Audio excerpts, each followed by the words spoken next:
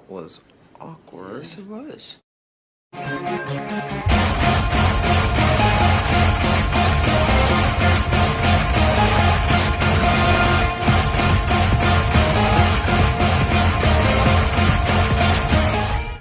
There's actually a modern tragedy in the NFL that I would like to talk about today. And no, I'm not talking about Taylor Swift. I'm not talking about Houston Texans fans this year, the majority of them. And I'm certainly not talking about the tragedy and abomination that is the entire state of Tennessee. I've pretty much gone over in detail all those in previous videos. What I'm here to talk about is the Hall of Fame entry. And I know I'm a little bit tardy to the party here on this one, but our guy Fred Taylor got fucked over again. He's not going in this year.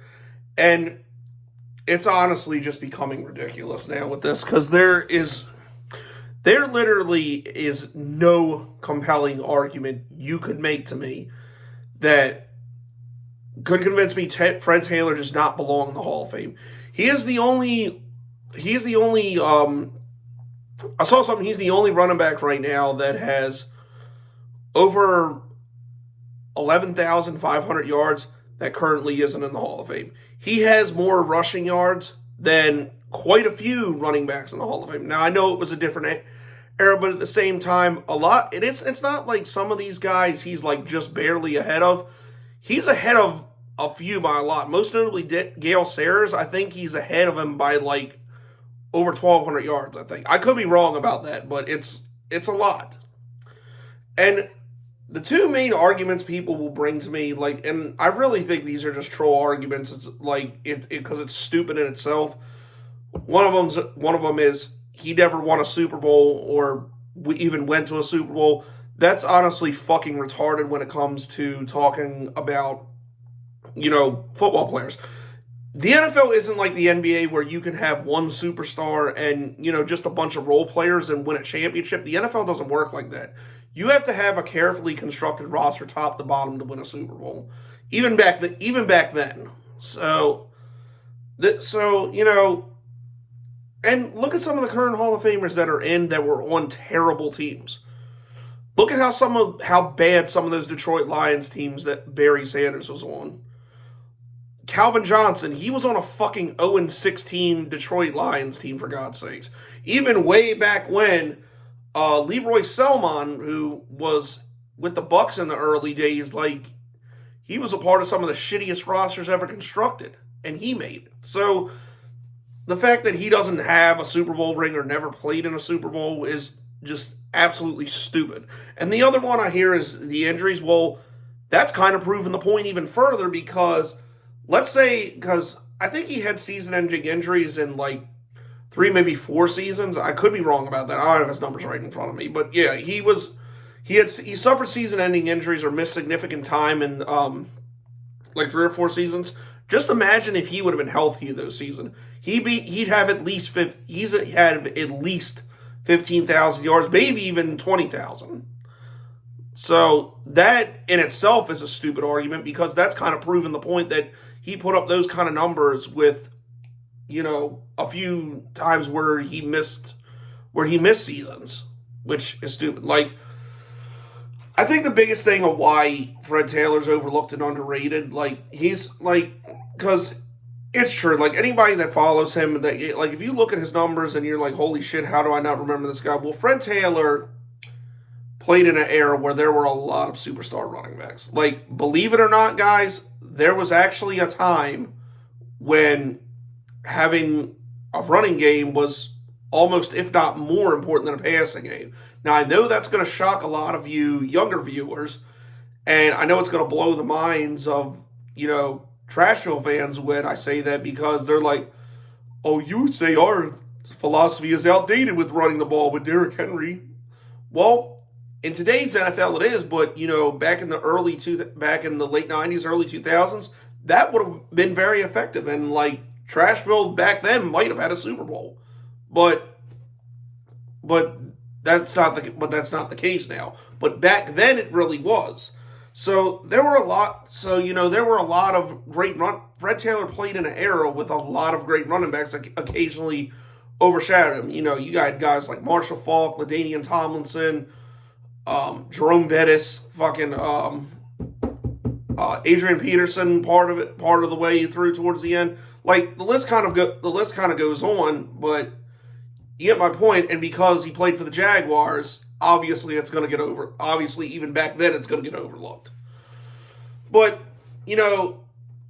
this is starting to be where it's like I think it's more becoming like a popularity contest with some of these motherfuckers, because it's kind of getting like the Pro Bowl is now. Because, like I said, with the numbers and the resume that Fred Taylor has, there is no compelling argument as to why he wouldn't be in the Hall of Fame. And I know people are gonna say I'm biased, and of course I kind of am, because Fred Taylor's signature's on my fucking arm. Fred Taylor was my favorite player for the Jaguars and the Gators, always has been.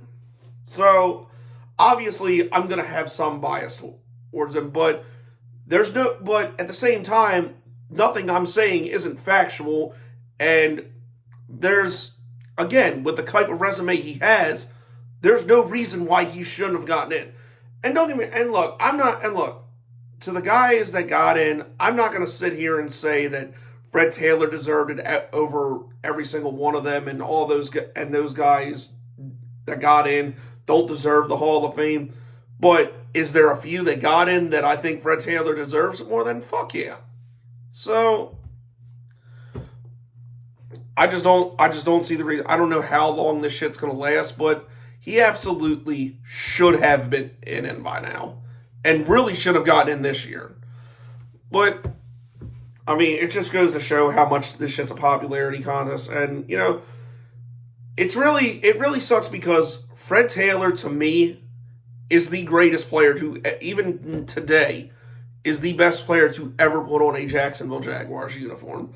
I know some people are going to point to Tony Boselli, and as great as Boselli was, especially back then, he didn't have the impact that Fred Taylor had. Now, granted, I get that especially back then, it's tough for an offensive lineman to have the impact that a running back made back then, but that's just the positions they play.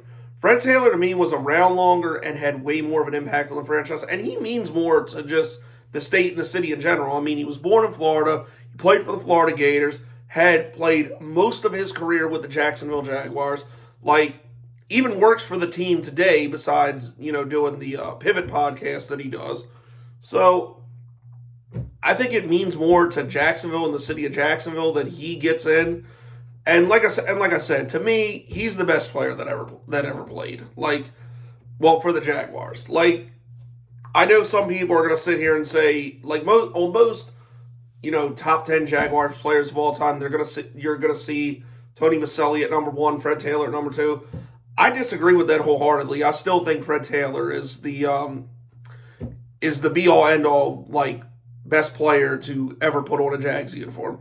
I would even argue that Jimmy Smith was more of an impact player than Tony Boselli. Oh, and he also should be in the Hall of Fame, but that's a discussion for another day. We gotta get Fred in first, but ultimately, I think he does get in. I needed to come on here and say it's absolute fucking bullshit that he's not in. And even if you are a staunch hater of the Jacksonville Jaguars, you cannot deny that this man had an absolutely amazing career and deserves to be in the Hall of Fame. There's literally no compelling argument for that. Texans fans, if this would have happened to Andre Johnson, I'd feel the same way for you, because Andre Johnson absolutely deserves to be in the Hall of Fame. Now, whether he deserves it more than Fred Taylor, I guess it depends who you ask.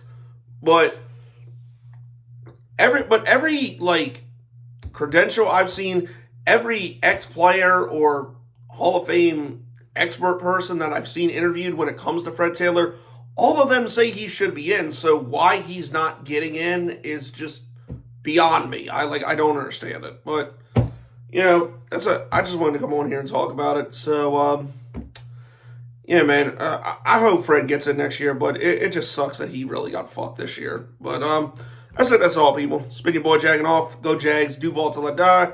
Go.